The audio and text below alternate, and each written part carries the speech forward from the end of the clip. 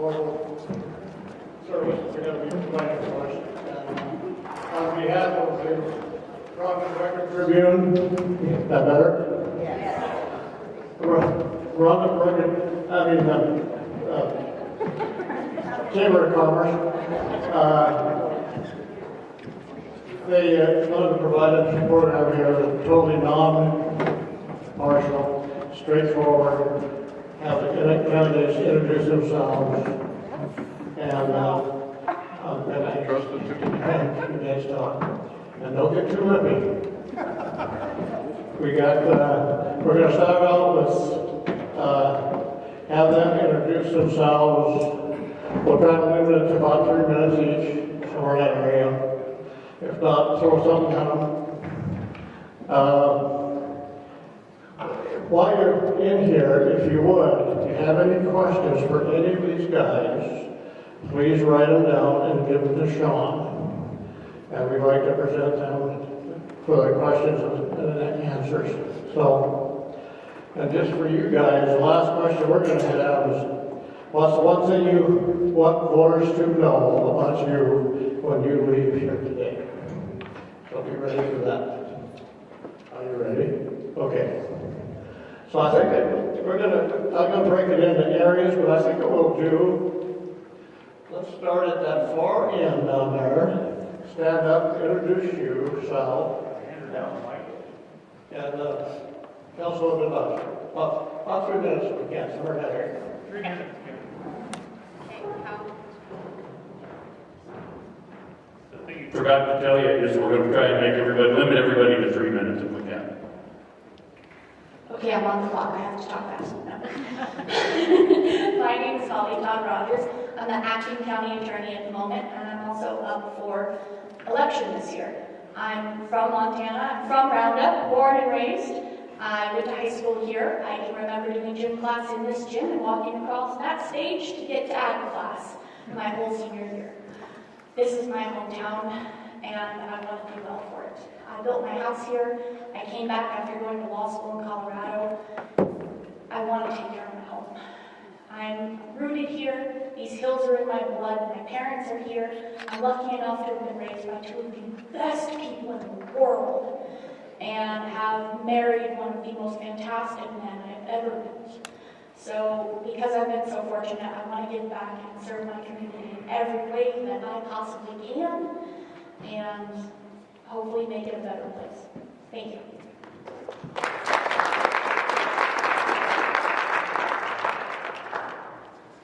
Good afternoon. I'm Mark Olson. I'm running for county commissioner. I'm a farm kid from North Dakota. Sorry about that. I'm not in Montana. But I do bring that mindset with me. So after high school, when I graduated, I joined the United States Marine Corps. I served my tour with them, and I was hired in Washington, D.C. With the Metro Transit Police Department. I did my 25-year sentence there, starting as an officer and working my way to Deputy Chief of Police. When I left, we had approximately 851 personnel, and we had a $77 million budget that I managed at that time. After retiring there in 2025, I told my wife that I'm down on the East Coast, because at that time for law enforcement, it was really getting bad. 2015 is when everything kind of started going downhill. So I told her, you know, we're done with the East Coast. She's from Pennsylvania, and I'm from Grand Forks, North Dakota. So she said, well, we're not moving to Grand Forks, North Dakota. It's too effing flat and too cold. So I said, okay. I have a cousin that lives in Montana. Let's go check Montana out. So we came out here, and my cousin's Alan Olson. He was a senator here for years. And we traveled around the state, not really looking in this area. We were looking out west, but geez, stuff was so expensive out there. So we finally came back here, and well, sure enough, we found our place outside of right off of Dean Creek Road on the Muscle Shell County side. We have a Lavina address, but we're Muscle Shell County. So we moved out here in 2015. I actually worked as a reserve sheriff's deputy here for a little while, and then Bob Pallas, the sheriff of Golden Valley County, found out I was out here, and he says, hey, come work for me part-time, and I'll actually pay you. So I was like, well, shoot, that sounds like a good deal. Well, a few years later, the undersheriff abruptly resigned.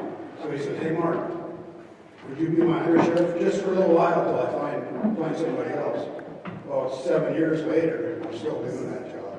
So I'm pretty tied to the community.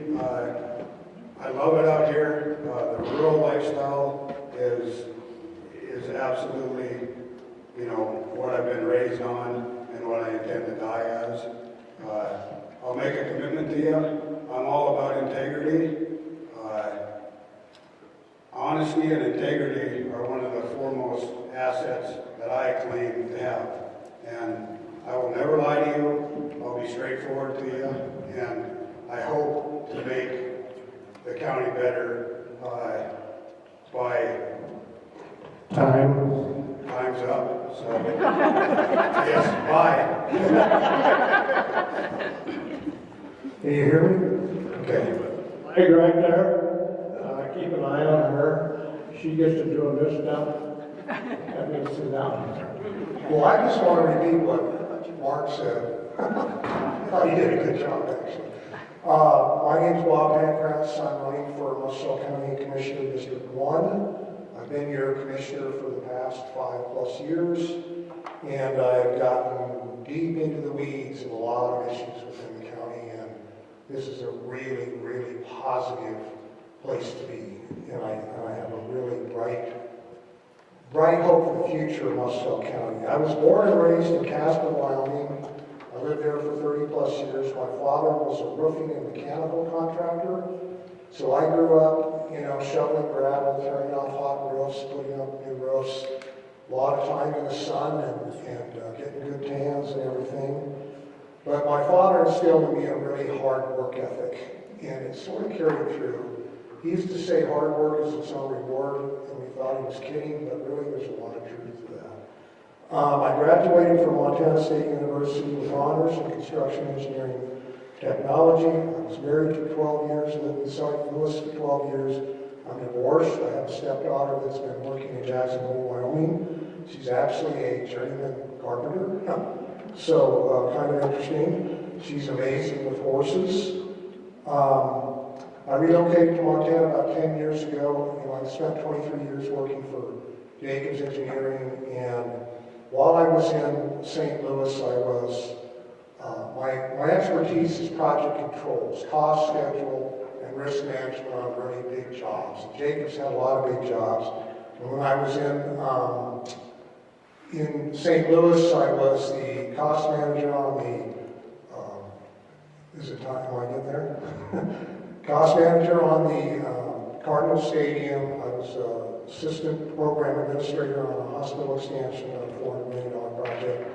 And then I was a assistant project manager on a $200 million high-rise courthouse.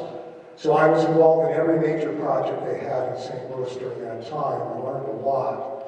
And then the past 10 years I've been involved in facilitating risk management for the Department of Defense as a civil contractor. My whole life has been numbers, quantifying issues and trying to determine what the variables are, mitigation strategies and all that, and it seemed to be a really good fit for Muscle County. So what I hope to do with Muscle County is to lend those skills and that experience to the best interest. The other thing I might want to add is that, you know, I grew up in Casper, Wyoming. I went for 8 years to St. Anthony's School with a strong Catholic background. I am a Catholic, practicing Catholic. Faith is my most important thing. Faith, family, and country, with an accent on faith. Without faith, I got nothing. Thanks.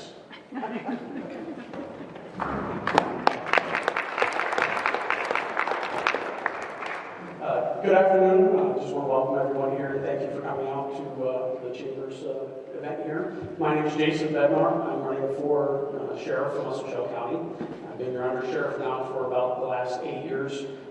and I've been with the department now 10 years, a little over 10 years actually.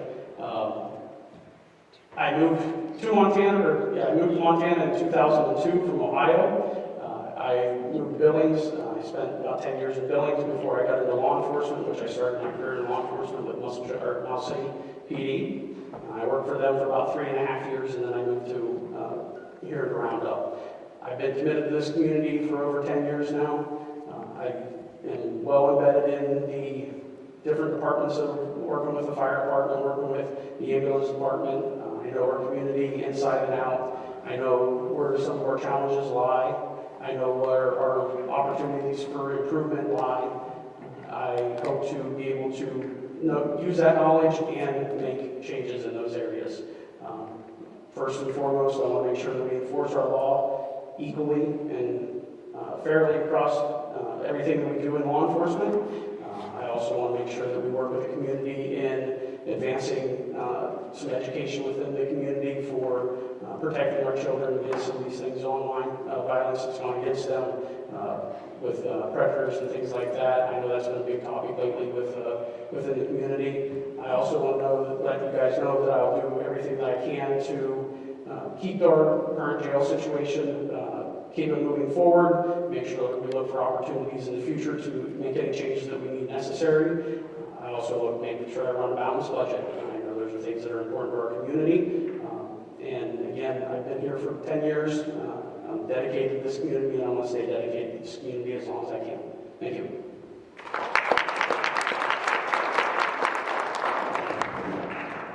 Good afternoon. My name is Jeremy House. I'm running for sheriff in Marshall County. I'm married to my wife, Shauna, who's in the audience today. We have 5 children together, 3 grandchildren, and 4 dogs. My whole life has been in law enforcement. I spent 32 years in law enforcement. I started off as a deputy sheriff with Richland County Sheriff's Office in Sidney, Montana, and then was hired by the Billings Police Department in February of 1992. I spent 30 years with the Billings Police Department, rising up through the ranks and just doing just about everything you can in that department. I retired as assistant chief 3 years ago. At that time, we were living in Shepherd and decided to get away from the rat race and moved to Roundup about 2 years ago. South Roundup. We live south of the Divide on 87. We got family up here who are ranchers, plenty of friends up here. I spent probably 28 years of my life up here helping ranchers out on Fishel Creek, Hot Creek, CA Road.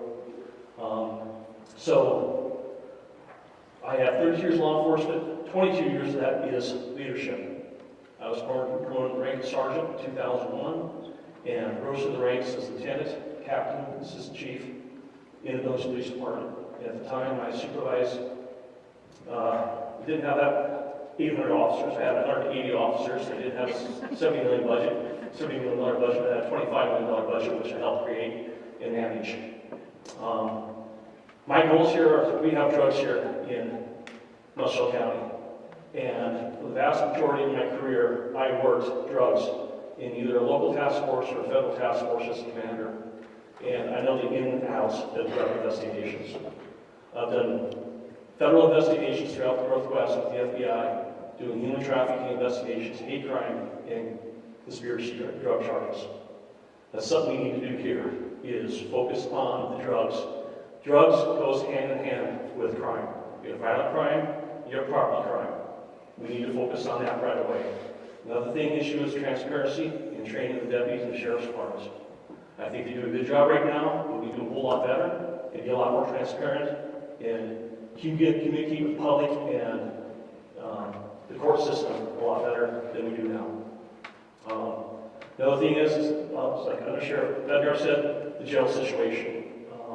That is the best thing we have going for us, and that's the worst thing right now going for us. And that's something that we really need to delve into and see if we can keep the jail here. If we lose the jail, we'll never get it back. So thank you for your time. Appreciate it.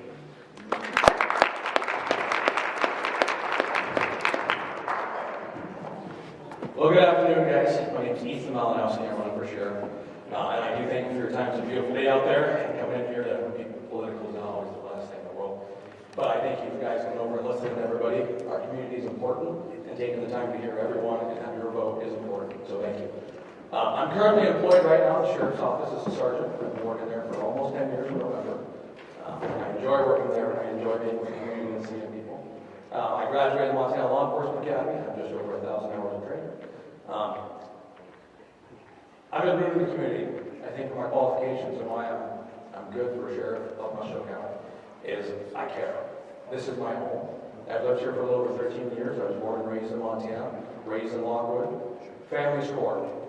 When my family doesn't get along or has fights, it hurts me deeply.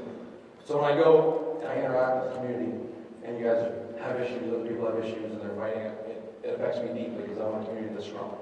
So one reason I want to run for sheriff is because I do care about how the community runs together, how each of these departments works together. They work together to support each other, learn from each other, and not have to repeat some of the same mistakes we can grow from.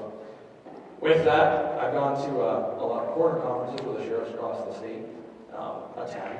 I've gone to a lot of trainings as an SPOA where sheriffs attend. And each time I go, my eyes are open a little bit more that it's not being a dictatorship. Sheriffs call each other, lean on each other about the problems that are going across the state and how to work with each other. And one of my specific abilities is to work with people. I care about people and I want to work with them. I want to learn from the community what their concerns are. As you're coming from the city, and I have a lot of city friends that come in, there's concerns there that sometimes we don't understand being rancher folks, farmer folks. And there's some things that, as a rancher and farmer friends, and I went to my grandpa's ranch when I first moved in around to help, there's some things that the city doesn't understand. The drought affects the skiers, it affects the farmers, affects the firefighters here. So understanding what is each person's concern, bringing that into the sheriff's office to our realm of control so we don't have overstepping government. I still want to go back to the Montana Constitution, our Constitution that we got away from government, but we still need it as a necessity. So I want to give exactly what you guys ask. I want to make that contract with you guys to have your trust. I want to trust you guys and work together to make sure that we move in a positive direction. Thank you for your time and coming, guys.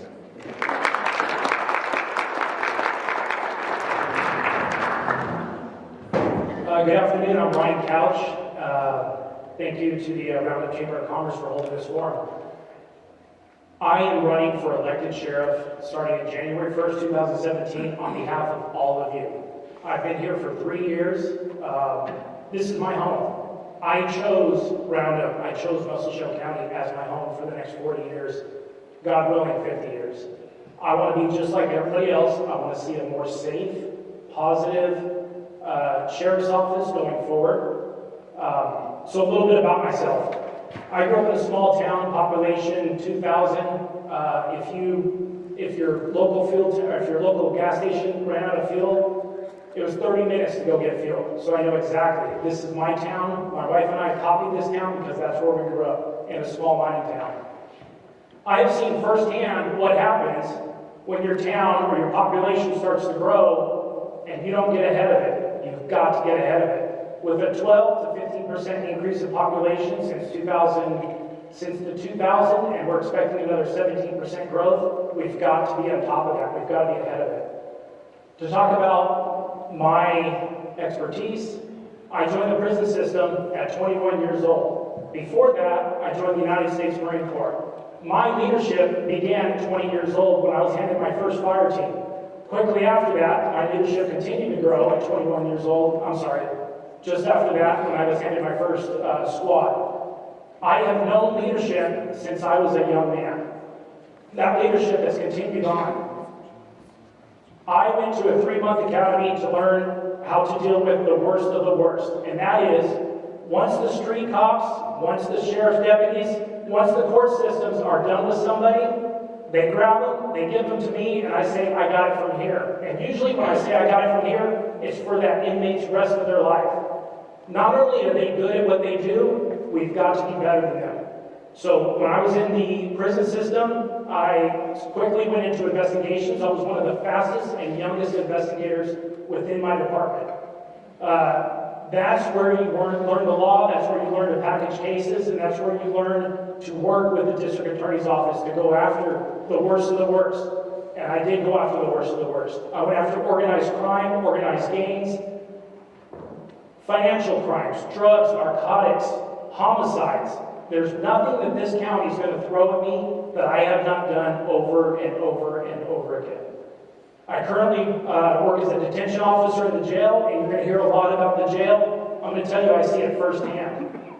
This county has an expert on saving the jail, and that's me. I have saved institutions through audits. I have saved county jails through audits, and I'm going to save our jail. We cannot lose our jail. If we lose our jail, we're getting into territory that this county is not prepared for. Not even close to being prepared for it, and we can't have that. Before I became detention officer, I was. Time. I could go on and on. Thank you.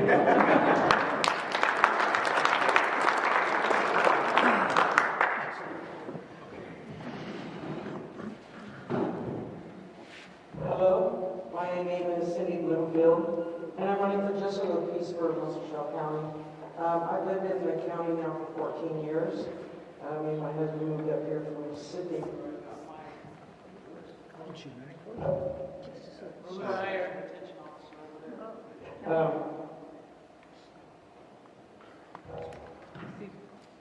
think we're blinking in and out. Doesn't want to work for me. Okay, much better. Okay.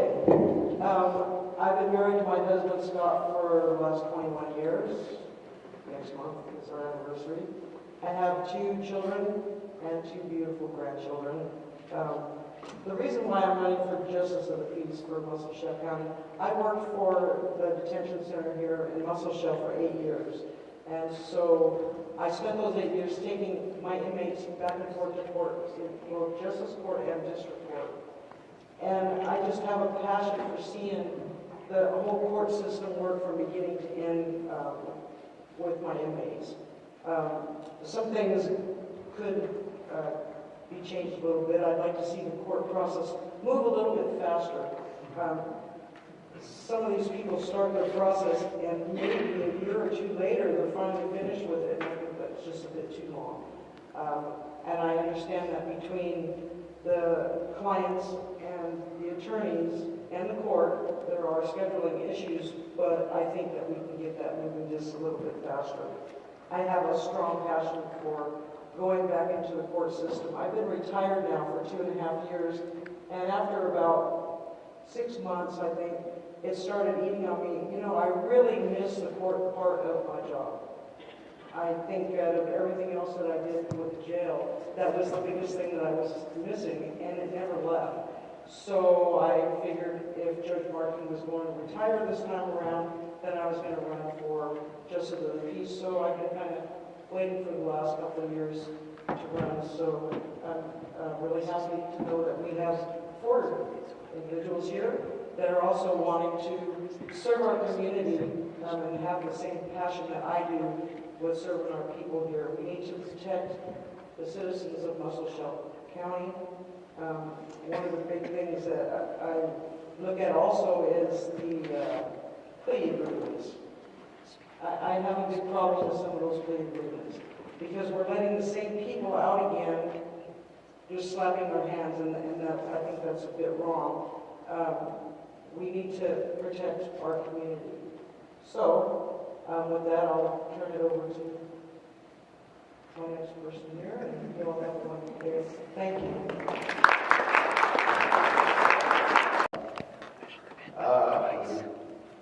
46 and almost a half years, I made a living driving trucks. I started out with my dad in January of '74 over the road trucks. And in June, I had stopped thinking about June of '93, I got off the road, but I still kept driving trucks, working for construction companies. And then I got involved with a ranch east of Ogden, Utah, up in the mountains. They developed 1,500 acres into a cabin area, and then they were leasing the rest of the property for hunting. And I was in charge of security for the ranch, the cabin area. I helped Fish and Wildlife with finding poachers, making claims, and taking them to court. We had to do that a few times and wrote a lot of trespass tickets. That's my business. That's all I've done in law enforcement. Other than that, I made a living, like I said, driving trucks. But I have a passion for this county. It's home. We don't want to go back. We go visit, but we get back here fast. And that's been said, we need to do something with our court system. Things need to be changed. We need more transparency. We need more communication between the sheriff's office, the county commissioners, the city council, and also the social media to make sure that we can take care of this. And we need to have someone that can help out in making the things work a lot better. For the youth, some of them can't pay their fines. So let's have someone that can help them to do community service. And that way they can work off their fine. I feel that's important. And my beliefs are God, family, and my country. I never served in the military. They wouldn't take me because my knees. I told them they were crazy, but they ended up being right. So, but I have a lot of family that was military. A lot of family. Sorry, the nephew of mine's Green Beret got blown up in Afghanistan 12 tours. And I want to serve justice for people that need the help that we can give them. Thank you.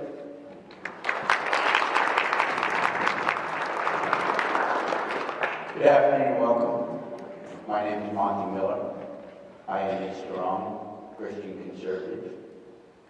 Married to my lovely wife for 31 years. I'm a father, grandfather. We have a Down syndrome son, and we raise our granddaughter. I grew up in a small rural Pennsylvania town. It's very much like Roundup. Half of my family was coal miners, and the other half were dairy farmers. At 17, I joined the Marine Corps. And upon leaving the Marine Corps, I enlisted in the Pennsylvania State Police, where I served proudly for 25 years. As a Pennsylvania State Police trooper, I retired as a corporal. I was a patrol trooper. I worked undercover drug investigations from Philadelphia to Scranton. I rode a state police Harley for 13 years. I was a motorcycle instructor. I was also a truck inspector. I had a wiretap certification, and I was able to ride on the mounting unit for riot control situations. That was pretty cool. I also, in my final years, was promoted to corporal and was able to teach at the Pennsylvania State Police Academy. I taught police skills, where we taught driving, search and seizure, and the use of the law. It was a very, very good career, and I'd like to bring the experience of that career here. We moved here in 2015 after I retired. I worked for Terry Seeley after he helped me build my house for a number of years, and then since Terry's died, I've worked as a ranch hand on many local ranches. Currently work for Toby Dahl.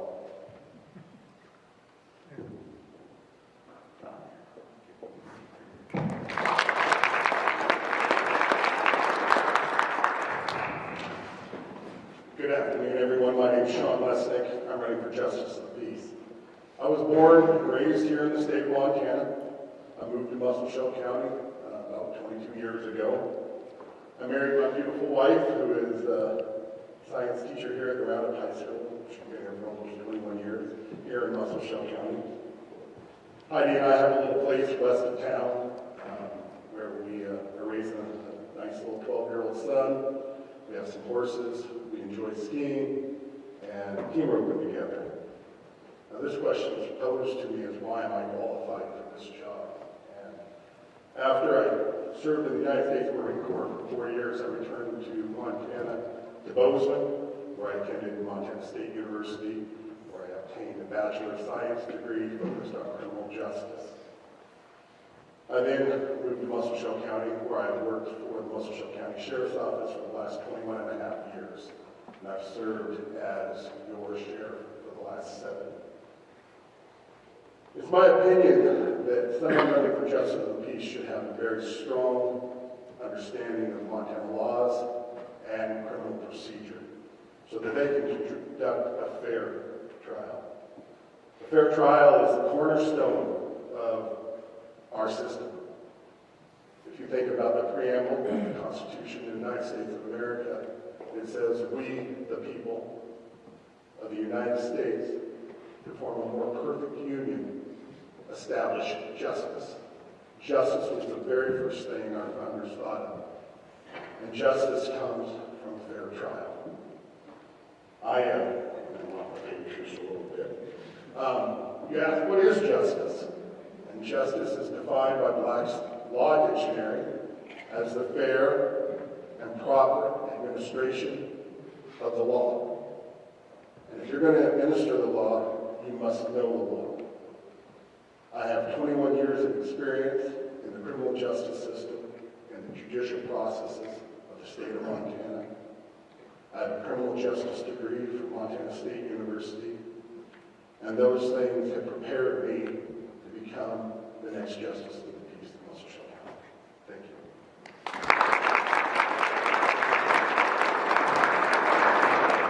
I'm Denise Miller. I was going to tell you all about my family, but you beat me to it. We did move out here in 2015. I've raised, like I said, 3 children. I'm raising my granddaughter right now. I was very active in the school back in Pennsylvania with my children. I was involved in the PTA. I volunteered at the school. Moved here. I worked here at the school for a couple of years as a Title aide. Enjoyed it, and then I moved into Head Start, and I managed that for 7 years. So I have a passion for kids. So I would like to see that we provide a good education for our kids, have transparency and communication with their parents. Thanks.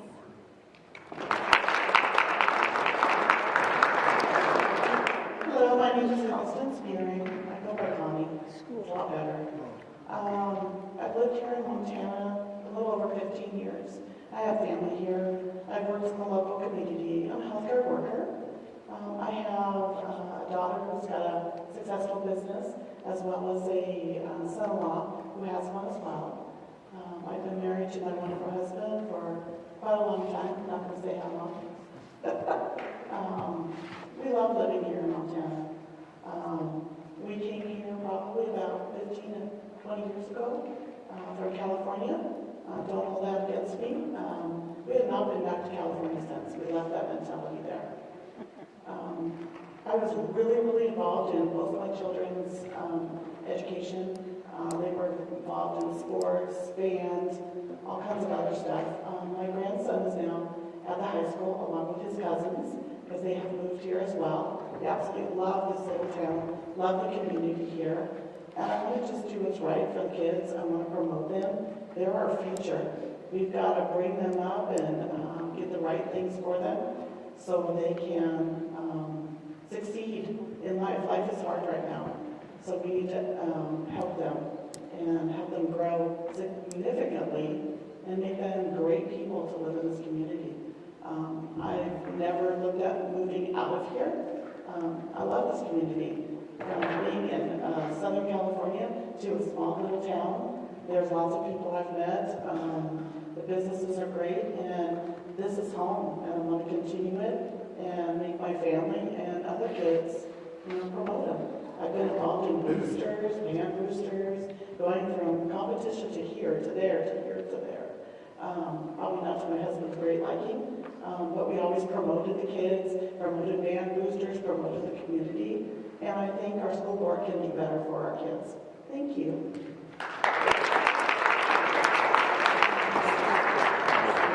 How fortunate we are to have the quality of participants here tonight. And it's going to be a tough decision. It's going to be. So what we're going to do now, we're going to move on and turn it over to Sean. We're going to do some questions and answers. And there you go. Okay, we'll start with the sheriff's candidates. First question. Public trust depends on communication. Within the limits of active investigations, What clear standards will you set for keeping the community informed? Please provide examples of when you would share information and how quickly you believe updates should be given. So let's be safe here, because I don't want to be picking on you guys. This time we're going to start with Jeremy.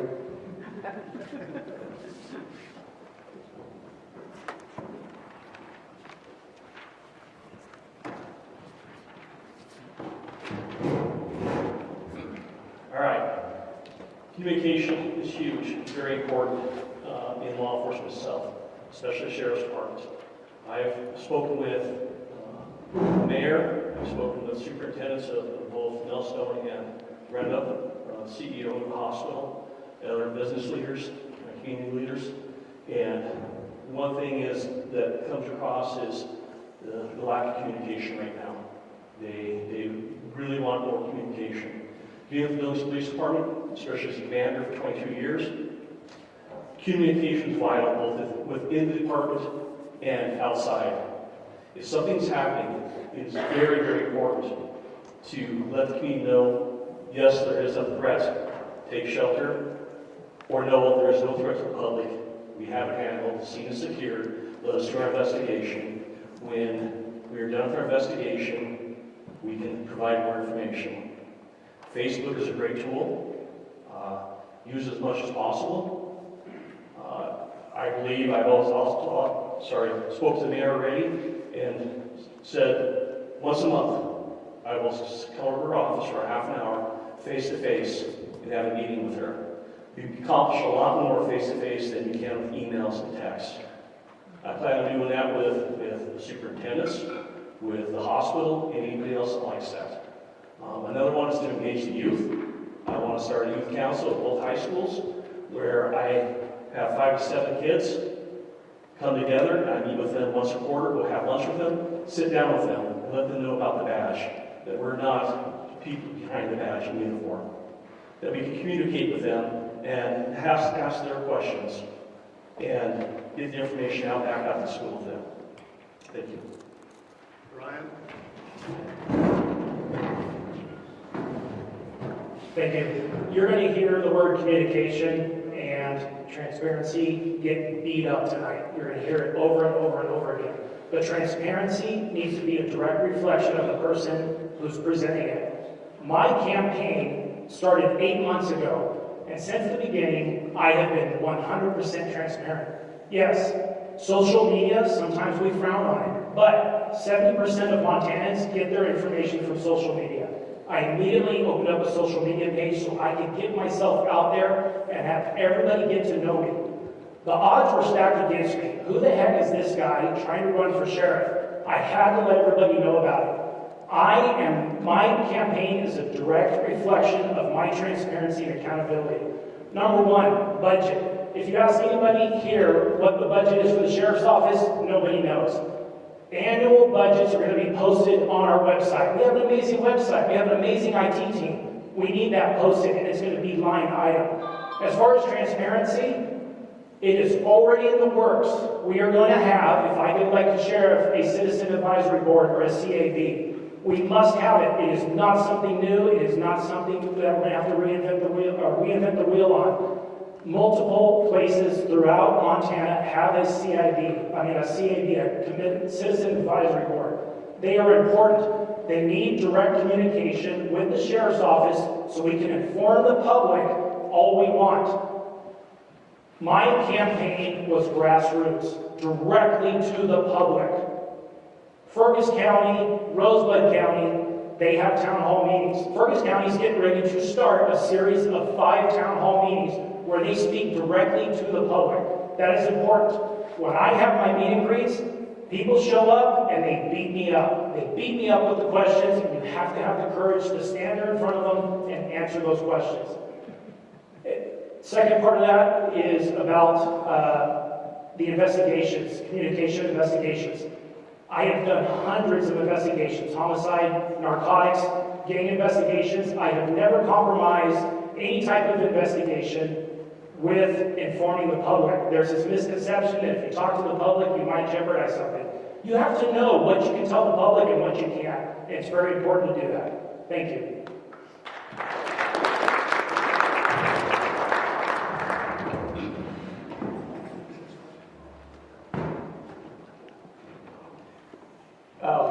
As I spoke when we did the Muscle Show Media interview, I think the first and foremost is we need to sit down with the county attorney and the powers that are involved in those investigations and set a standard and a game plan of how we're going to release that information and when we can release that information. That's the first step we got to do.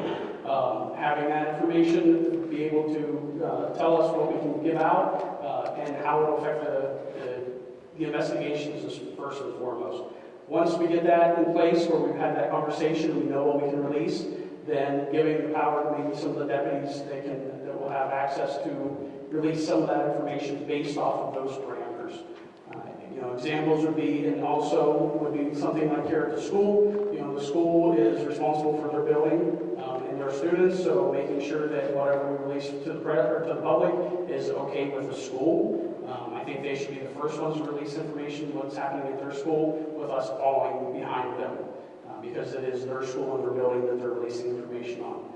Once we have, like I said, those parameters put in place, finding the ways to get that out on social media or to the press or on radio if need be, we need to have a plan in place and the guidelines on how to release those first.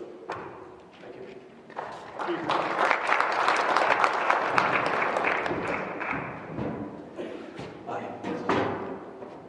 Law enforcement has a social contract with the people it serves.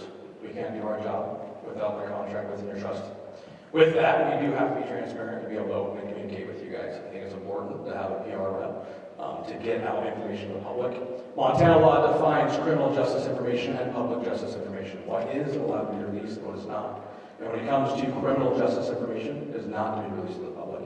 It is confidential, and the trust is that we get that information from you guys, and it won't be disclosed to other people. I think there's times there's active threats, and there's exceptions to that law, so we can help apprehend suspects at large. Jason said it just right. We can work with our county attorney and see if there's ways we can push that parameter for more trust. I went to Montana Executive Leadership Institute and actually have to leave today to continue that training for a week long. And during that training, it is beginning to go through the old adage of, we can just say no comment and the public trusts us to move forward in the right direction. But with the current events happening, I think it is important to be a little more transparent, a little more open with what's happening where we can by law. So as events come, we need to see in the moment if they are important for the public to know. We're not going to air dirty laundry and have drama out there for everybody else to get on Facebook because we're neighbors. It's a small community. I know if I have a problem, I expect law enforcement to come deal with it. I don't want it to be aired out sometimes. It's pretty private. And so law enforcement needs to keep that private unless there is a public risk to society, public risk to you guys that needs to be addressed so you guys have the best information, can take detours on routes.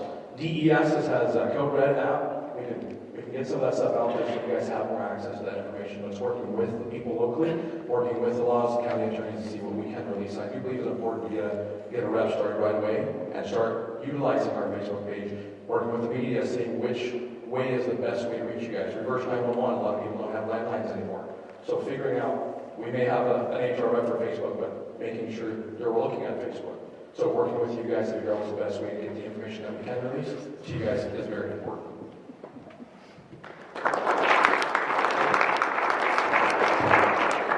Okay, I'm going to include the county attorney and the justice of the peace in this question. The justice of the peace and the county attorney must remain neutral and apply the law fairly to everyone. How will you ensure your personal beliefs or relationships in a small community like Roundup do not influence your decisions?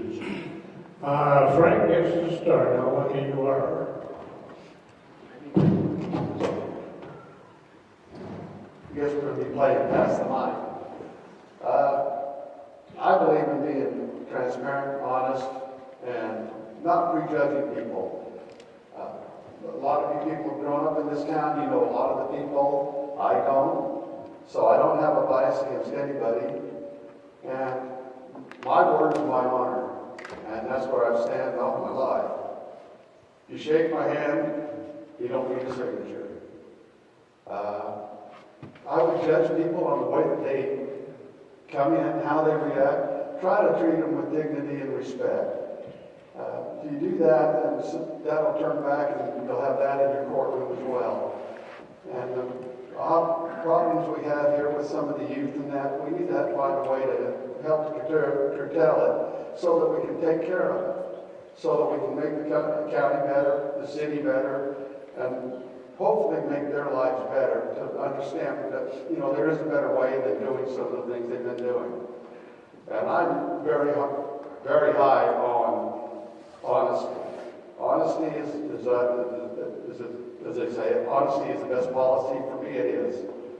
And I'd be as honest as I can and fair as I can and judge on what was going on instead of listening to maybe what somebody has to say. Because it's in between them and me what happens. And if we do it right, we can maybe help them to realize that they can do something different, change their lives, and be able to do the things that they'd like to do even better. Monty?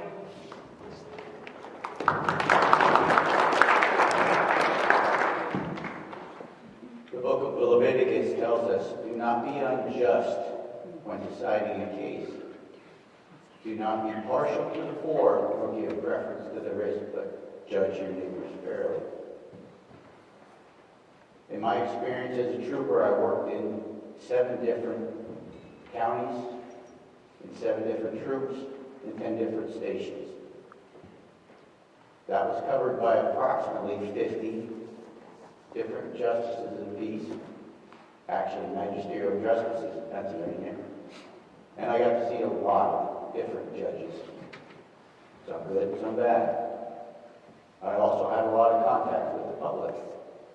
That southeast, south central corner of Pennsylvania is a very populated area. So I know a little bit about being fair. I consider myself a fair trooper. I have no contacts here in Muscle Shell County as far as law enforcement. I've been a civilian for the last 11 years. I understand that side of the coin too. I think I offer a very fair perspective to the county, and I would offer that any case that I would decide would be judged fairly, honestly, and impartially, with wisdom and an understanding heart.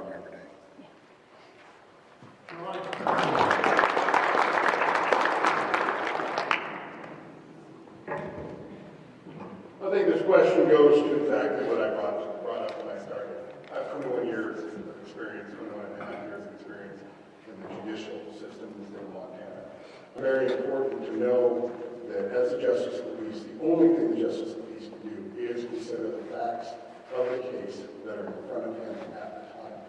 And there are no personal animus or anything that comes forward. Yeah.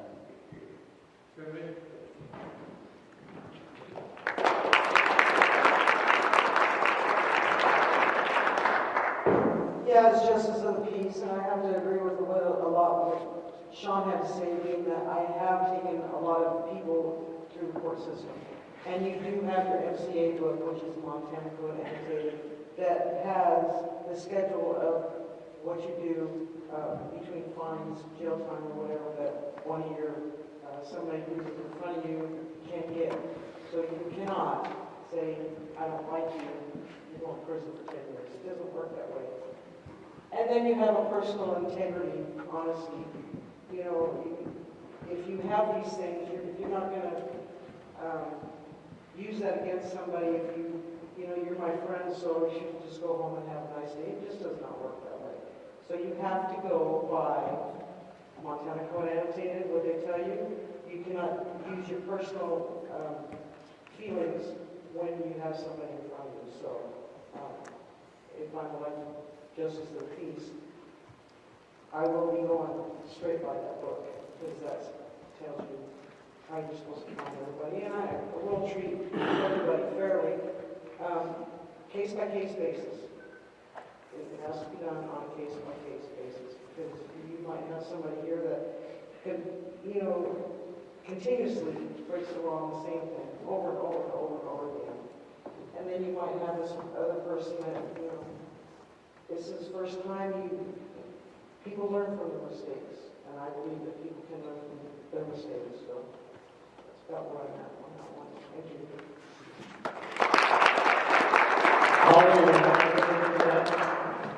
Can do. Did we get the one? Okay, it's working. So I've had experience with this already. For 5.5 years before this, I was a public defender. And years ago, I had to defend someone I went to school with from first grade until we graduated high school. And that person chose to plead guilty, and it was a sentence that would put them into incarceration. And I'll be damned if I didn't feel like I signed that jail warrant myself. They said they were very fortunate to have me beside them, but it hurt. Now, having been a public defender, there are many cases that have this conflict of interest, as it's called, that I have to find another attorney to put them on. Now, conflict of interest is found on a prima facie basis, or on its face. It doesn't mean if, when I defended them, I only did it for a day and couldn't tell them from Joe Blow on the street. It's on its face. This looks like a conflict of interest, so I need to step away. Luckily for me, over these years, I've developed a pool of other attorneys, county attorneys I can go to across the state, who have a wealth of knowledge and experience and can take cases for me. I take cases for them when they have to conflict off of a case, and they do the same in return for me. I also have a fantastic deputy county attorney who steps in primarily. He does all the misdemeanor cases. He can easily step in and do felony cases as well. That's primarily if that is a true conflict of interest. Now, sometimes you get something that is on the cusp. They're just an acquaintance. Maybe I bought hay from them last year or something. That, I know a person, but they're not a true conflict of interest. I used to always say to my clients, the law is perfect except for people. In which case, our feelings are going to get intertwined, whether we like it or not. Now, luckily, based on my experience, I can compartmentalize quite well. There are cases that, because of I know someone or I know their parents or grandparents, I expect better from them. Sir, if your grandmother knew what you did, she'd be rolling in her grave today. And I legitimately get upset with them. But I'm lucky enough to, again, have that pool of attorneys to bounce ideas off of, to have excellent co-workers I can bounce ideas off of. And in the end, if my plea agreement isn't fair, the judge can always override me. Now, there is no true justice without mercy in some respects. Some of these people don't deserve any mercy. Some of them do. And at the end of the day, I know I have to take a step back occasionally and look at them and go, but what would a normal attorney do? What would anyone do? And so it's a day-by-day basis I have to look at. But there are ways through it.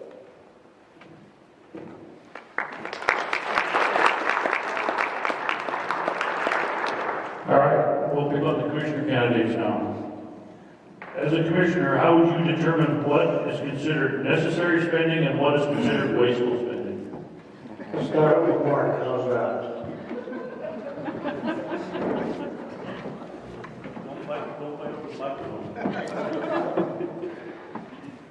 Could you repeat that, Sean?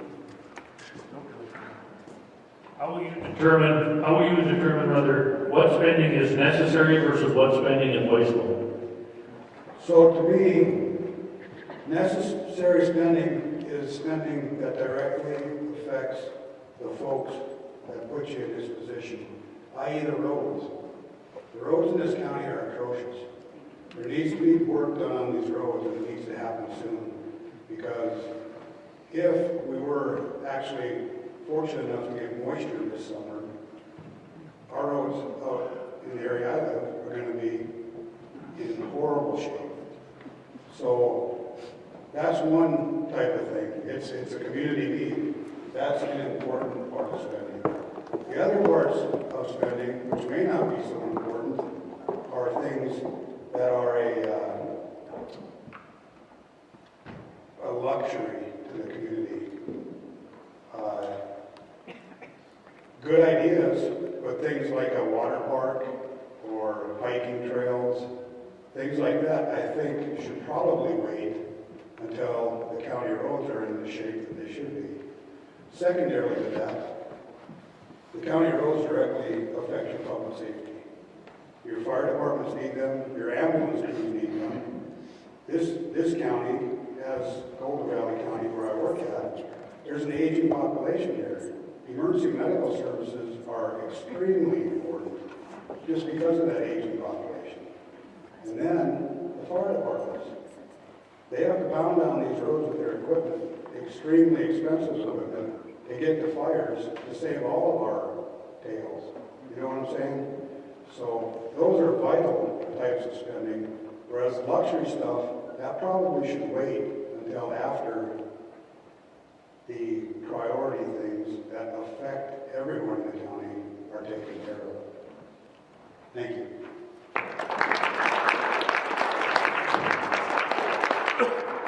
Well, I kind of agree with all of that, but,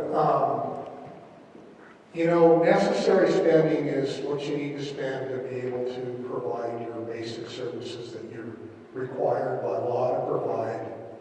That's your necessary. So the other thing is some of the, like roads, yeah, they're really important. Most people don't understand, though, is we got more roads than resources.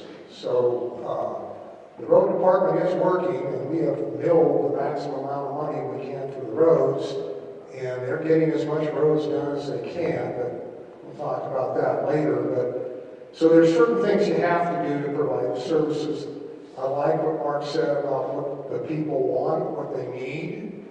But when you talk about some of the luxuries, you really got to look at your funding sources. You can't, there's all kinds of restrictions on what you can spend and what you can't spend depending on the funding source, depending on the revenue stream. So, the types of things like we've invested in the rear building, we were able to use federal mineral money for that because that's discretionary spending that we can do that for. We did that because we would have wound up spending more money if we wouldn't have done that. And I can fill you in more on that. But wasteful spending is pretty obvious. The other thing too is when you talk to your department heads and ask them, they pretty much let you know what they have to have and what they can't do without it. And they'll never tell you that they don't need more money, but their inputs is kind of vital too.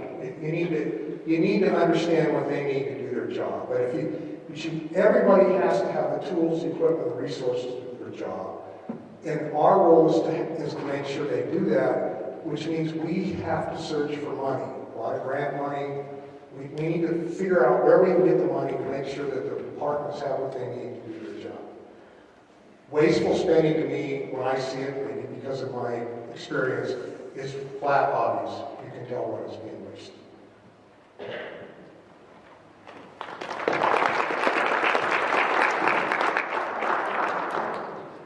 All right, school board candidates. What do you think is the most pressing need in our school system today?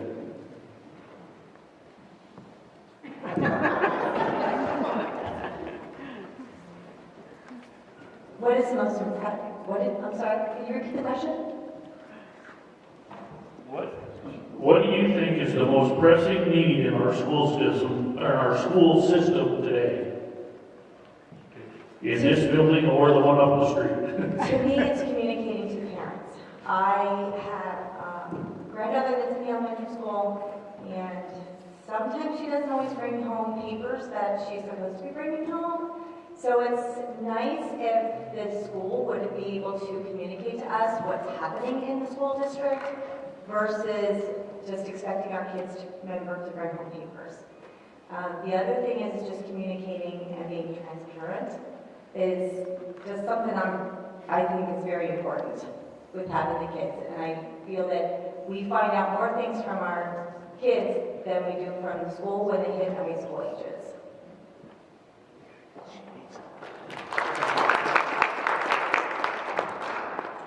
I'm kind of on the same page with Denise.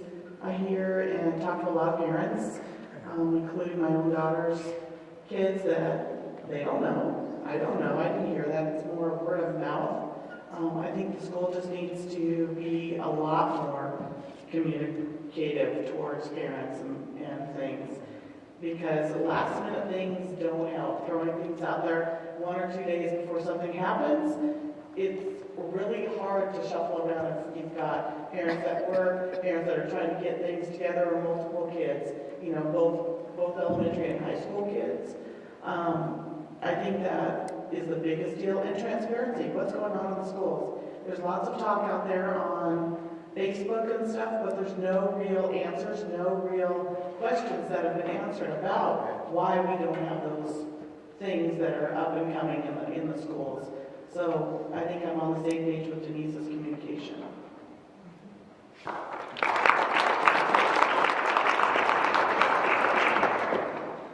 Okay, I'm gonna go back to the sheriff's candidates, but I'm gonna include the two county commissioners in this. What are your ideas for fixing our issues with the aging jail and offices in this county? Ethan first, how's that?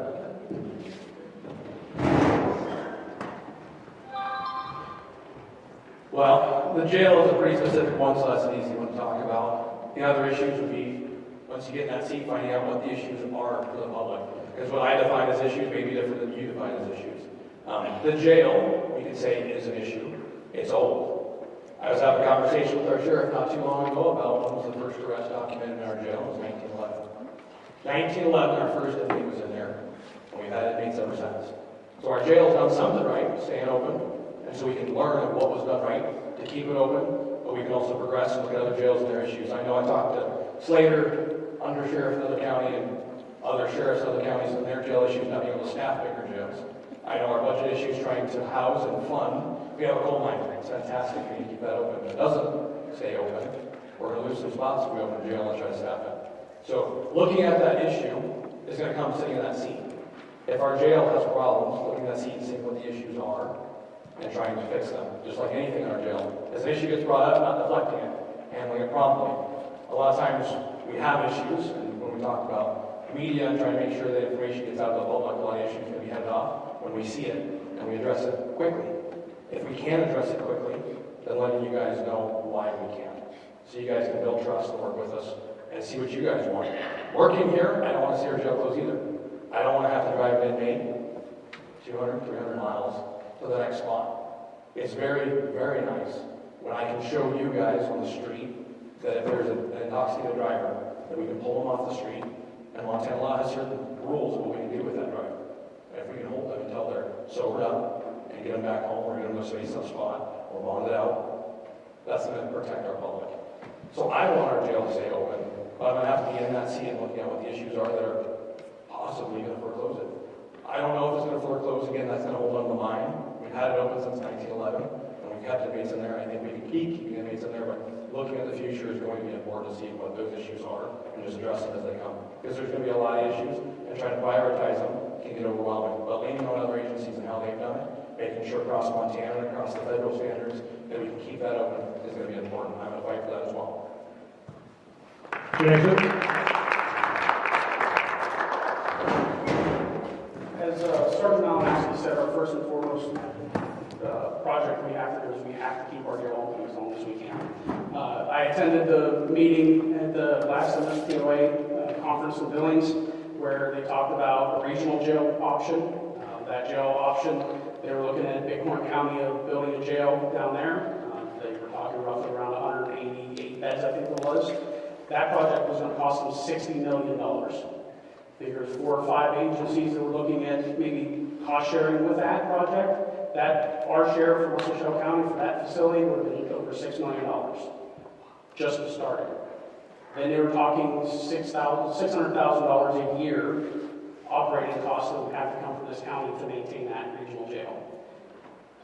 That also did vary a little bit with if more agencies decided to join in on that co-op. But as you know, most everybody up here would know, our annual budget for the entire sheriff's office is right around $900,000. If you're talking $600,000 to go to another agency to maintain the jail, that's not feasible. How are we supposed to run the rest of the sheriff's office and the rest of the jail, or the holding facility or anything else here? We wouldn't be able to do it. So first and foremost, we have to find ways to maintain what we have here, do the upgrades that we can, that we're allowed to do, without having to go into a complete remodel. We have to be able to figure out how to keep things here and work with the powers that be to make sure that we can keep that here. The other option they offered was a half-size jail, which was like 86 beds they were looking at. The price was not half what you would think it would be. It was still $40 million for the jail itself, which is over half, over 60, and then also a substantial $300,000 roughly to maintain that annually for what the share would be from this county. Again, that's well over our current budget. I think last time I talked to Sean, for just like inmate meals and inmate meds and stuff, our budget's roughly around $60,000, not including the lights and stuff like that. So that's a huge difference between 30,000 or 300,000 or 600,000 versus the 60,000 we budget for. So, and there's no way to do that unless I don't want to raise taxes, because that's the only other way you would have to find it. So we have to work on finding other ways to maintain our jail we have now, keep it open as long as we can. That means working with the commissioners, that means working with the state, and whatever we need to do to keep that jail open. Thank you. Ryan?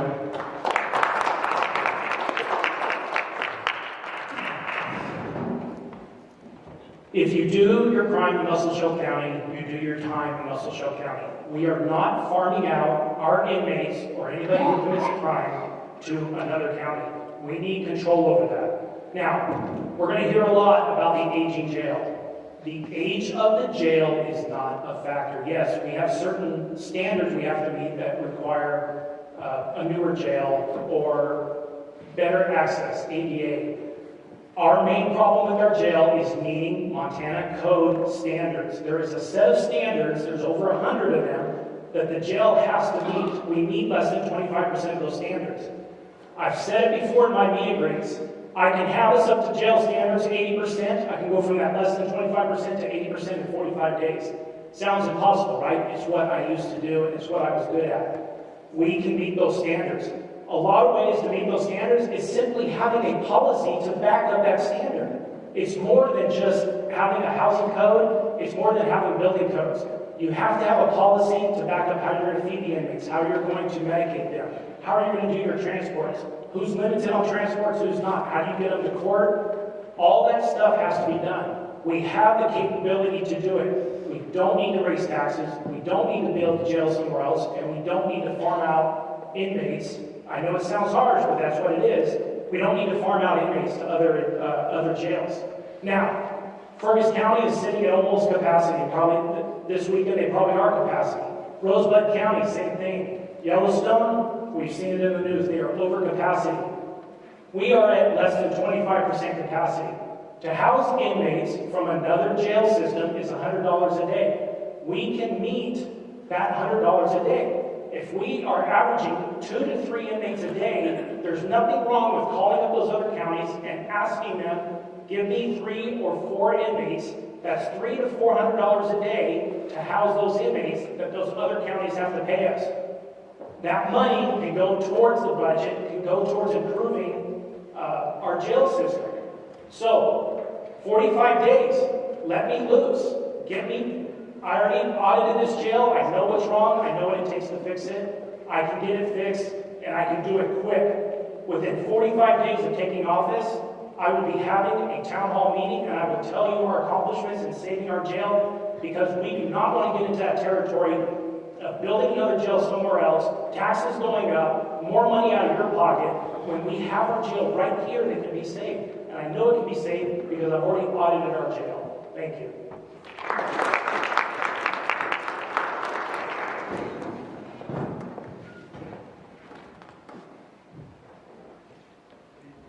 I guess there's a consensus here that all 4 of us agree we need to keep our jail. We do not need a regional jail. The regional jail has been floated around for years. It has never happened. I don't think it's going to happen. There's no reason for us to take $6 million out of our own pockets, send it down to Bighorn County so they can benefit from it, and we get nothing out of it except a 110-mile one-way trip to drop off a prisoner and another 110 miles back. Wear and tear on the vehicles, gas, taking a deputy off the street, or overtime. That's just ridiculous in my mind. Saying that, I agree with what everybody says up here, the other 3. There's ways to fix the jail. We do have federal grants, state grants. We need to work with coal mine. I'm a huge supporter of the coal mine. Took a tour of the coal mine with my wife a couple weeks ago. Amazing place.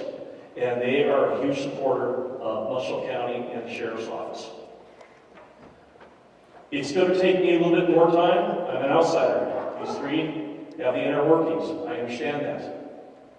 But 45 days, great. It's going to take me a little bit longer, maybe 6 months, but I guarantee that with their help, relying on people inside, relying on Yellowstone County, who I have a great working relationship, and other sheriffs, I know I can get that done. Thank you.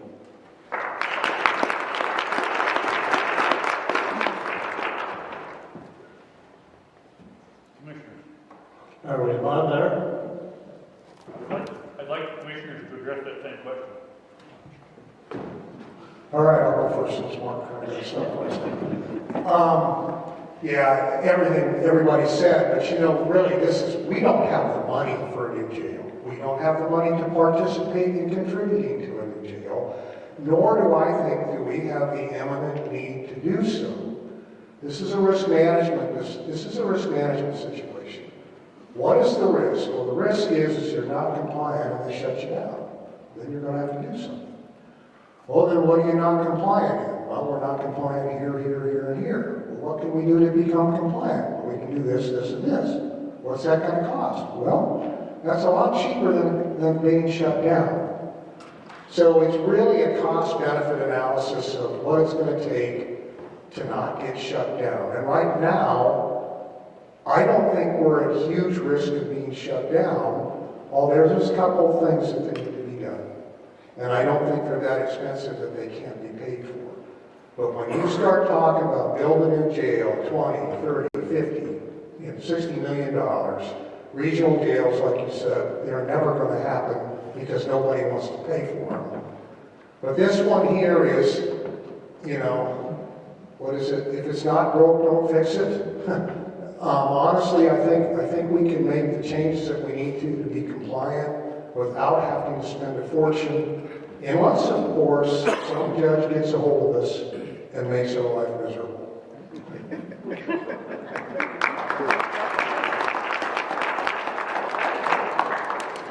I gotta agree with all of them, and I'm a user of the jail.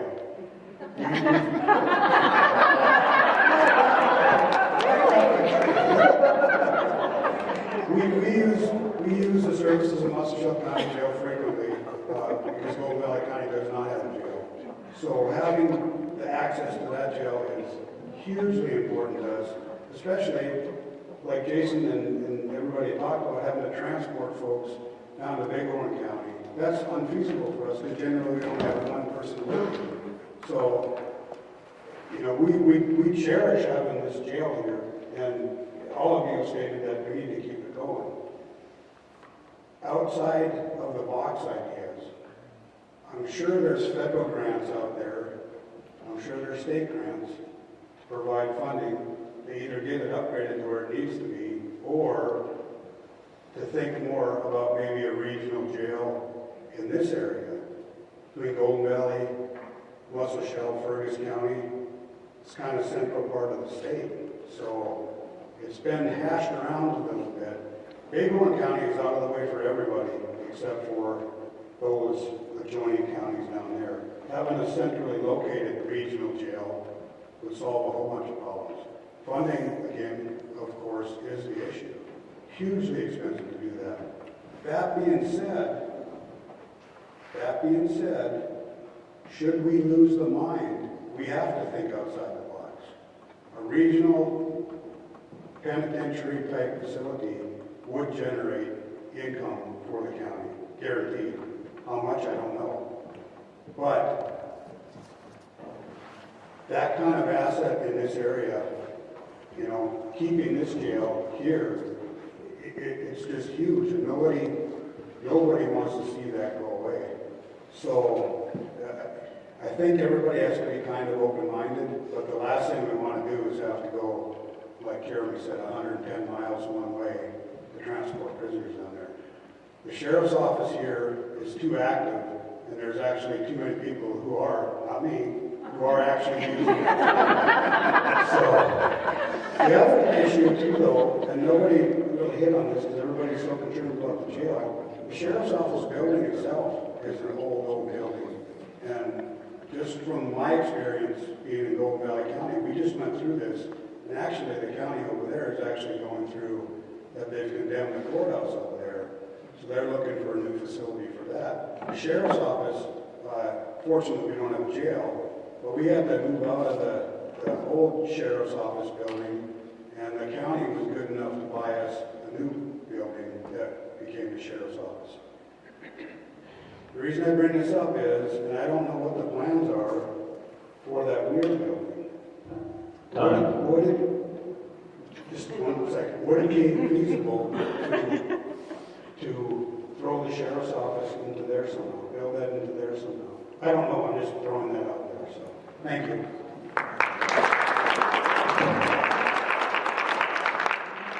Thank you. Justice of the Peace candidates. What is the best way for the Justice of the Peace Office to make the city and the county a better place to live?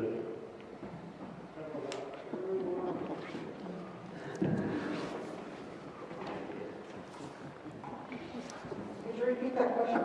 Sorry. What is the best way for the Justice of the Peace Office to make the city and the county a better place to live? Well, I think one of the things to make the community safer, like I'm going to go back on the pre-orders. You have somebody, and I've seen it, to where somebody's committing the same thing over and over and over again, and they plead in front of a judge, and he says, okay, we're going to give you another chance, go ahead and go home, and they're not out 12 hours and already committing the same crime that they're in there for. We need to protect the county. So I believe that our people who are committing the same crimes over again need to pay for that. They need to do jail time for maybe help them learn. They need to be fined at the highest that the MCA codes will let us do it. Protect our county, protect our community, and protect our citizens from these people who are doing these things over and over again.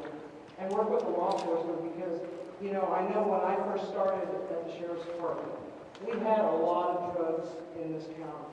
And the deputies that got brought in cleaned it up. And they did a wonderful job cleaning up this county.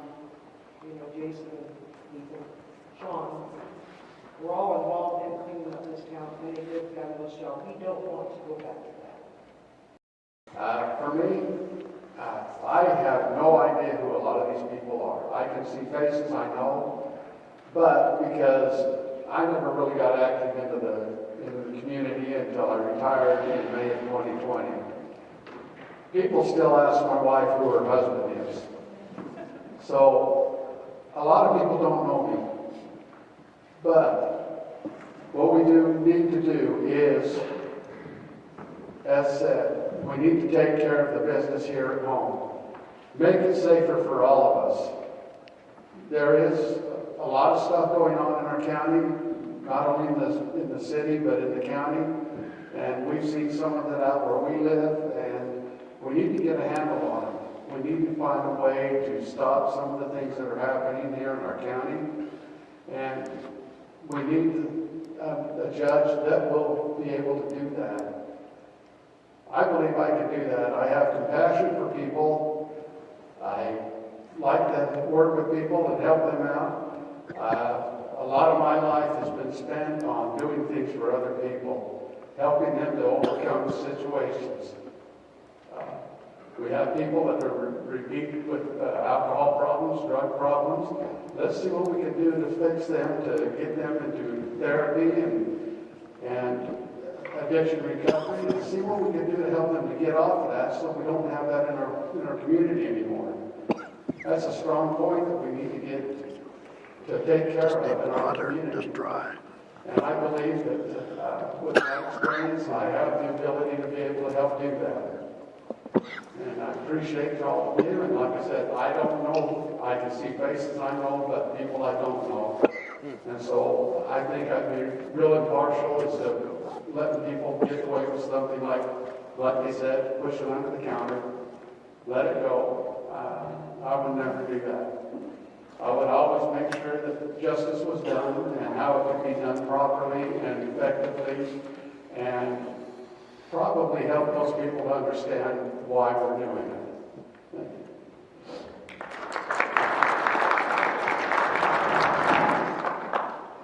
The Justice Court is limited in its scope and abilities. However, it should provide speedy, efficient, fair, and impartial justice to this county. The Justice Court should coordinate with the Sheriff's Office, with the County Attorney, with the County Judge, with the Youth Court, with the school system, and as well should attend the County Commissioners meetings and the City Planning meetings and the City Board meetings to be part of all of it. Thank you.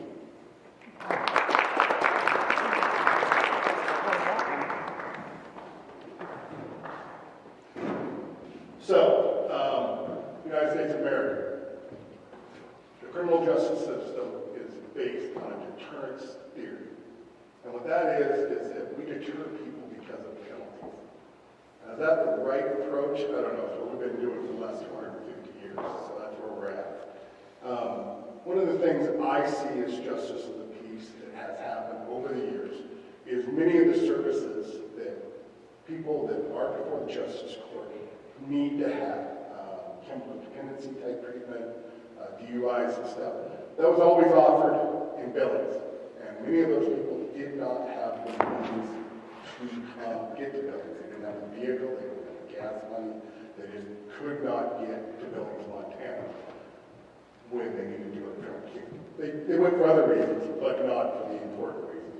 So, one of the things I've done as sheriff is I have maintained a court compliance officer position. I think that officer position is incredibly important. Not only for the possibility of our jail maybe going on the fringe, we'll see what happens there. It hasn't yet. I don't think it's going to for a while. But the court compliance officer can offer and is going to offer these chemical treatments. So somebody comes before the Justice of the Peace. They've been arrested for and convicted of DUI. One of the mandatory statutory requirements is they must take an alcohol chemical dependency class. It's right in the statute. They have to take it. They have to do, that's for our youth too. Youth, to get MITs, they have to take that alcohol chemical dependency class. It's going to be offered here in Roundup. Previously it was offered in Billings. So some of those things, bringing those things into our community as our community grows is going to be important. I've already taken those steps to make sure that the court compliance officer stays in place. I made the comment on the jail because one of the other things that she's getting in place is ankle bracelet monitoring. Because if we can house people at home and keep them track of them, maybe it's better than having them in our jail because we don't have to pay for their meds and people sleep. So, again, my thought is apply the laws of the state of Montana fairly, equitably, and if the penalties are for sending somebody to those type of classes, that they can do them here, it will make a difference. Thank you.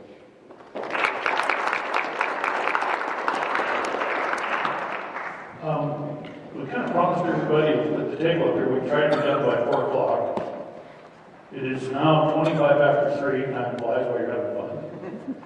I guess I would like every individual here, hopefully to take less than 3 minutes, in case you didn't hear me, less than 3 minutes, and stand up and tell the crowd what is the most important thing you think they need to remember about you when they go into the ballot box. And start on this end with Holly.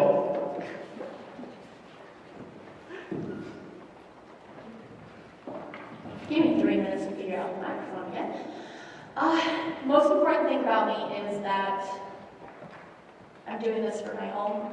I'm doing this because I want to bring the law and justice and understanding to the people here and make it so that it can be communicated to everyone, from our sheriff's department to our justice court to the people who come in and ask me questions. The law on its own is a nebulous and ever-changing thing, from just definitions that are then redefined by court cases. I love to think of the case from, I call it ye olde England, but America's founding, of tariffs on vegetables, and then there was an argument as to the potato. So laws are ever changing and need to be redefined all the time. I'm here to try to make sense of all those, to try to help show you what's going on. If I can teach middle schoolers what the law means, I can teach anybody. And I'm here to make sure I can do that so that I can take care of my home in the best way possible.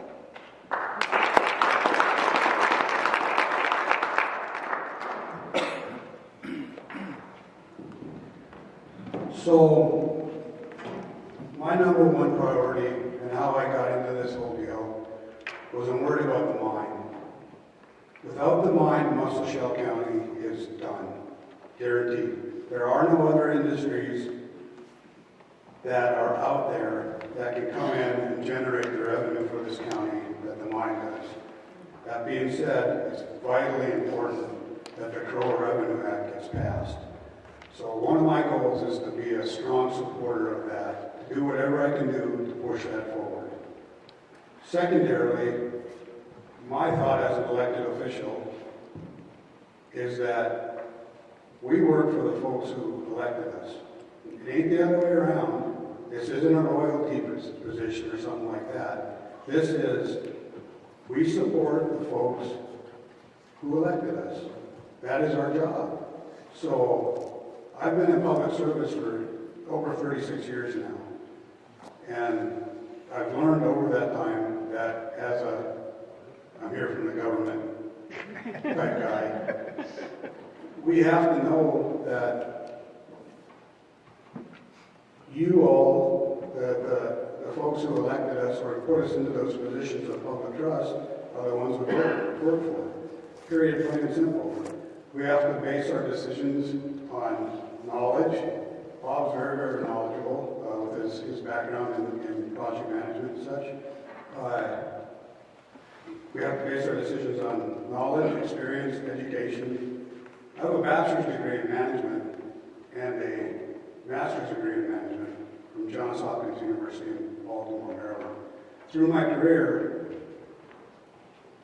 I've always been a guy who tends to be proud of my leadership skills.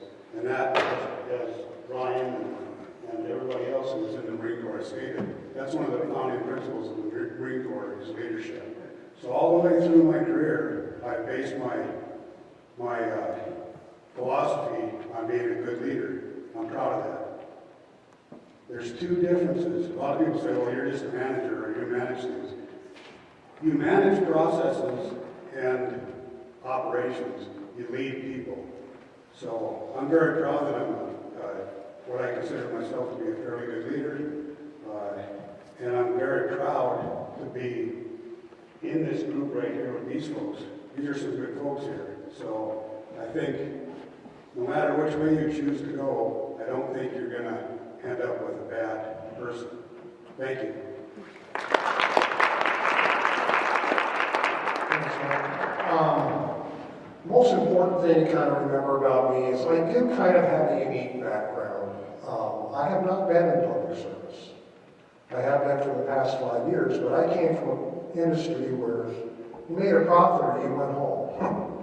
You know, it was pretty unforgiving, and I've been involved in some pretty high profile, complex projects at a high level. And I think I've just been in my career respected by my peers, people that, my project managers, the people I work with, the senior manager, the managers that work with me. I have a reputation for being accurate and effective. And all of the projects I worked on came in under budget and ahead of schedule. And the risk management aspect just takes all of that to a whole different level. My ability to quantify issues is a unique ability that it's almost like a bird dog, and that's why I locked onto this mine issue, because I knew there was more to it than what was on the surface. Nobody knows better about how important that mine is to this county than I do, because I've quantified it. I understand it completely. But you can support the mine and you can support the county at the same time. And I think there's a way through this that the county taxpayer doesn't have to bear the burden of the Crow Revenue Act. And that's what I've been fighting for. And that's because that's what the numbers tell me. That's what the risks tell me. And the other thing regarding that is it's been implied that the county commissioners are taking risks with the future in mind. And I'm going to tell you that we have sat down with Downing the other day, last Friday, or 2 Fridays ago, and he told us it doesn't matter one way or the other what we do. It's not going to affect whether the Crow Revenue Act passes or not. It's whether or not it makes it to the floor. And he thought it was likely it would pass in the Senate. He didn't know in the House, he didn't know what would happen in the Senate.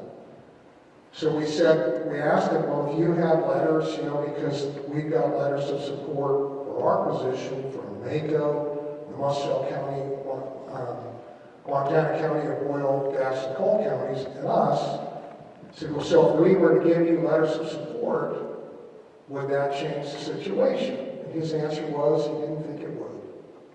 So we are not gambling with the future in mind. And if really we were gambling with the future in mind, I think the Hope family, Crow tribe would come to the table and try and work this out. But I don't think they're doing that because they know that they don't need to. It's going to pass one way or the other. So anyway, we support the mine, and that's the biggest thing. Is I would like to be able to convince you that we support the mine and the county taxpayer. Thank you.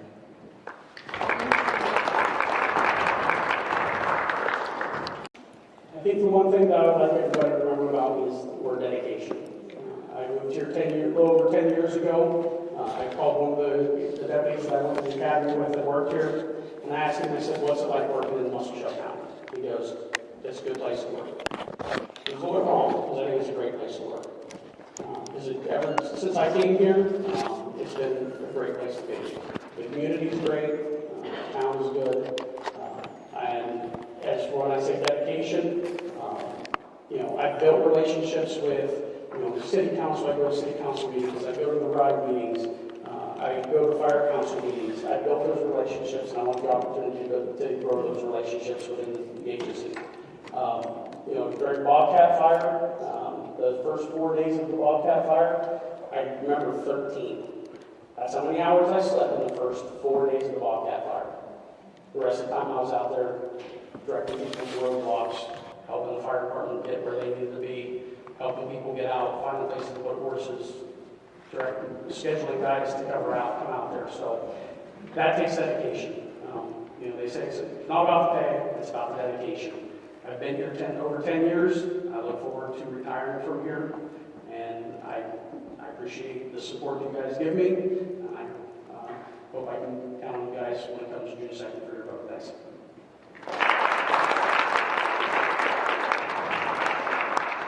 What I'd like to see taken away is my leadership and experience.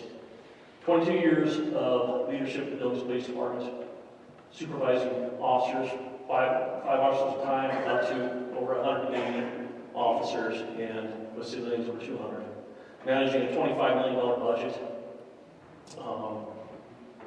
And then experience. Experience is I have over 2,200 hours of law enforcement training. I was a trainer at the Montana Law Enforcement Academy, where I trained officers throughout the state, PVOC, police vehicle operations, high-stress driving. I've been an incident commander on major scenes in Billings that went well. I've been on numerous homicides, tragic scenes, fatal car accidents, you name it, I've done there. I've been there and done it. So that's why I want to take away is my experience in leadership.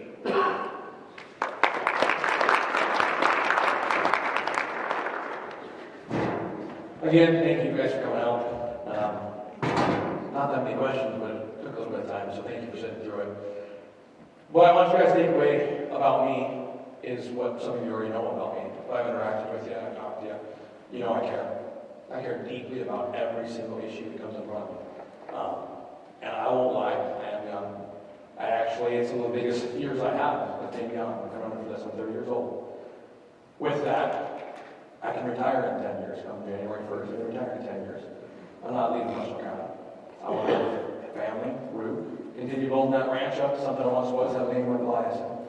Get out there and have something rooted in the family that I can grow in Muscle County, so my kids have a place to grow and go home. With that, I had encouragement from my family as I struggled and said when I was trying to figure out if I should go or not. I felt young. So I'll go back to my roots. 1 Timothy 4:12.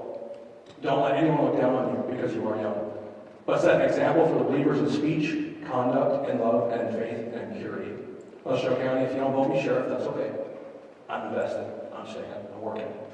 If you vote me sheriff, I'm going to care.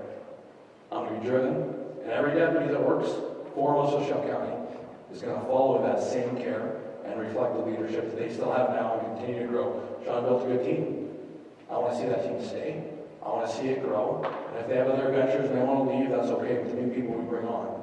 They're going to hold the same morals that Muscle County does. We're going to grow that so every single deputy that interacts with you is going to care about you or should like I do. Thank you.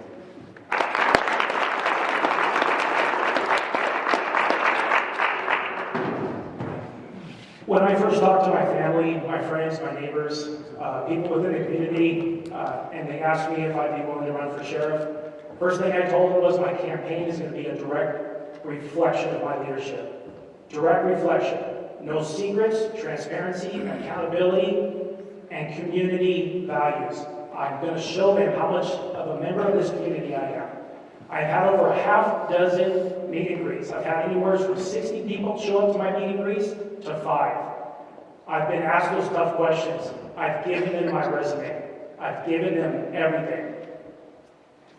That is the way I'm going to lead the sheriff's office. 100% transparent, because you're going to hear that get beat up a lot, and accountability. On top of that, what I want you to take away from here is knowing that uniform patrol is going to be the backbone of that sheriff's office. 100%. When we receive that 911 call, when we receive those calls for service, it is the patrol deputies that respond. They need the training, the equipment, and the experience to respond properly. That means every deputy is going to have a crime scene kit. That means every deputy is going to have the proper equipment that they need. There's no guessing, there's no hoping. And the training. My last year, my final year in my agency, I had over 66 hours of training. When I take office, we're going to do a training. We're going to do an audit training. We're going to see where they're lacking or what they want. The deputies will tell you, I wish I had this training, I wish I had that training. And we're going to provide that to them. And we have the money for it. We have an asset forfeiture fund, $5,000 sitting in that fund, and that fund is strictly for training and equipment.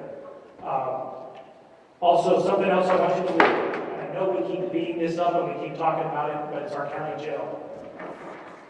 I'm gonna piggyback on, if it's not broken, don't fix it. I'm gonna piggyback on that real quick.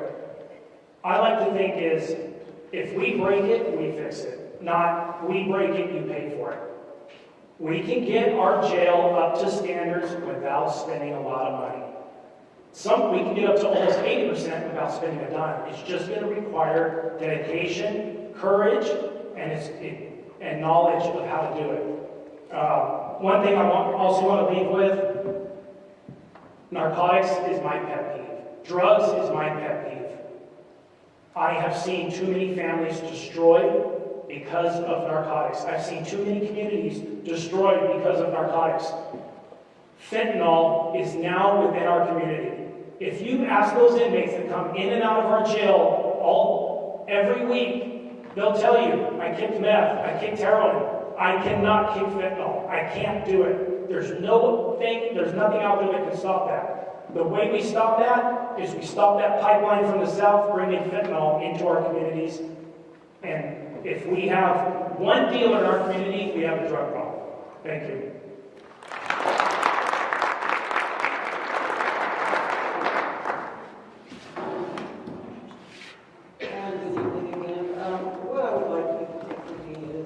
My passion for running for justice and peace. Like I said, I've been retired for 2.5 years, and it has just never left my brain. I want to get back into it. Now, if I'm at home and I'm in the house, my TV is always on investigative ID. I watch it all day long because this is where I'm interested in. Of course, poor Scott, he's nervous that I'm learning how to, he's going to disappear one day, and I tell him, there's no perfect murder out there. It's not. But anyway, that's further thought from my mind. But anyway, that's just where I'm at. I have a big passion for it. I want to get back into it. I have worked closely with both Judge Markey and Carol, our court clerk, and I know how the system works. I know how things go. I know the process of it. So I just would love to be back into that. Thank you very much.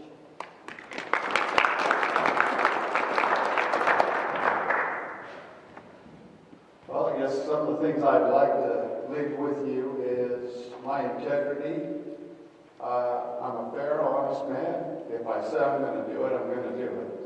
And whoever comes before me in the court, I will be fair and honest with them and treat them with the dignity they deserve to help them out.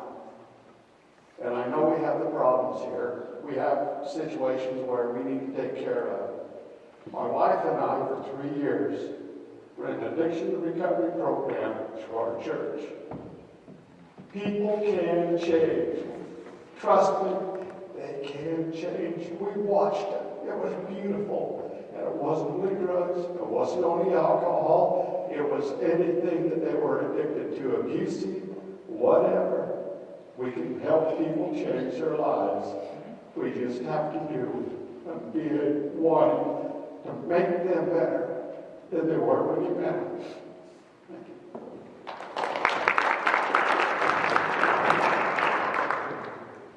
Take for granted that people understand that the Pennsylvania State Police was not highway patrol. We were the primary police organization for the state of Pennsylvania, much like the Sheriff's Office is the primary police organization for Muscle Shell County and for the state of Montana. So I have a vast amount of experience. Not one county, not one judge. 9 counties, over 50 judges. We prosecuted our own cases. I had a very good career. That career ended with my instructing, which was a good part of that. I can offer a lot to this county. I can offer fairness and impartiality. The primary duty of the law is to maintain order, establish standards, resolve disputes, and protect individual rights and liberties. And I believe very strongly in that. And my experience will guide us through that. Thank you.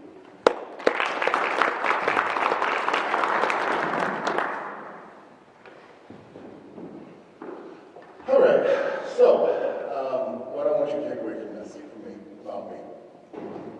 I've served Muscle Shell County for the last 21 and a half years.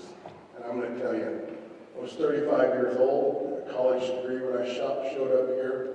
And at that time, I can tell you there was no way that I was anywhere near taking on the responsibility of justice of the peace. It has taken 21 and a half years of experience, training, to where I think, you know what, I might be able to handle this position, because it's a big position. And then I start reading, and the more I read, the more I know I don't know, and that scares me. But I'm reading, I'm learning.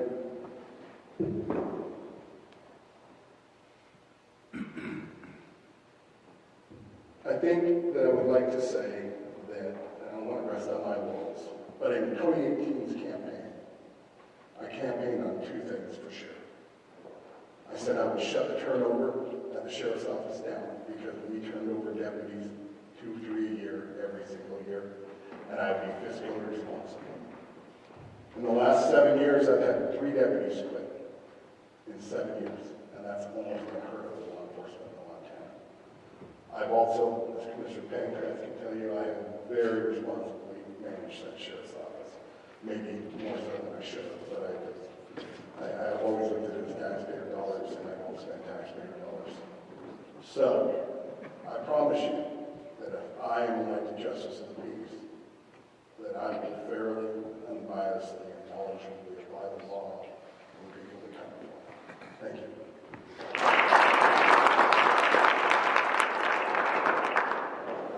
What I want their families, and our school. And I just want our kids to have the best education that they can, the best teachers.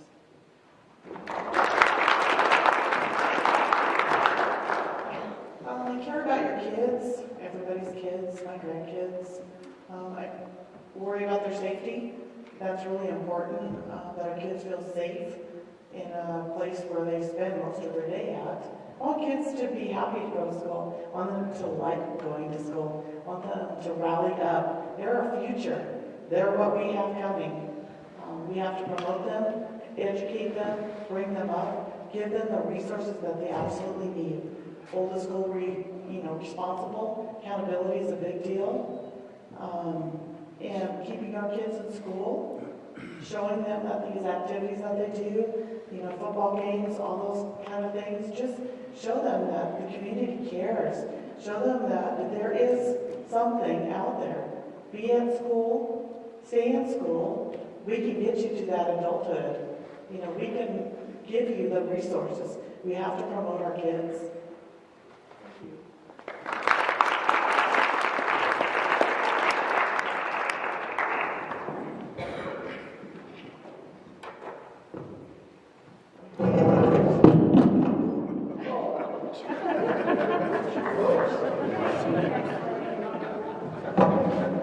This is a dangerous bunch up here. Anyway, thank you, everybody. Candidates, what a quality bunch of people we have. And if you guys want to come down after here and catch these guys before they run out the door, come and do that. Is there anything else, Sean, that we can do? Yeah, there's more questions, and so if you want to come down and visit with the candidates, please do so. I would like to thank the school for the use of this building and this facility. It makes it a lot more comfortable for us to be in Granby than somewhere else.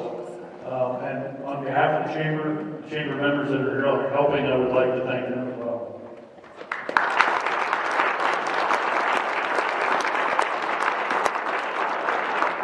Anything else, anybody? Thank you, you guys. Give them a good big round of hands.